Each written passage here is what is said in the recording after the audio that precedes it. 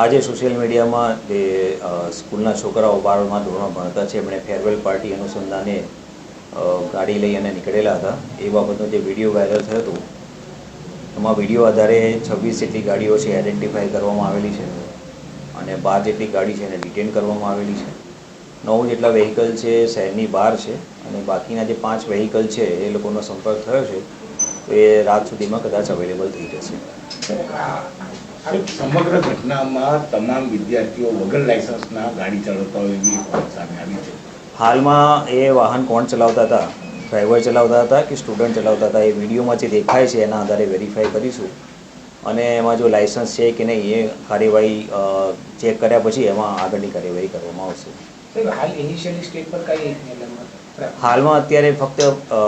ગાડી ડિટેન કરેલી છે અને સ્ટુડન્ટ છે 12મા ધોરણમાં અભ્યાસ કરે છે અને પરીક્ષાનો સમય છે એટલે કેરિયરને ધ્યાનમાં રાખીને હાલમાં અત્યારે વિશેષ કંઈક પગલાં લીધેલા નથી પણ તમામ ગાડી આવ્યા પછી ચેક થયા પછી આગળની કાર્યવાહી કરવામાં આવશે। મૂળ ગાડીના માલિકો વિરુદ્ધ કાર્યવાહી થશે કારણ કે એમના દીકરાઓ ચલાવે છે, ગાડી ફાધર હોય કે મોટા ભાઈના નામે હોય તો એવા જે ગાડીના ઓનર છે એમના વિરુદ્ધ કાર્યવાહી કેવી રીતે? ગાડી લાયસન્સ વગરના ચલાવતા હશે તો એ મુજબ એમવી એક્ટ મુજબ જે કાર્યવાહી કરવાની થાય છે એ પગલાં લેવામાં આવશે।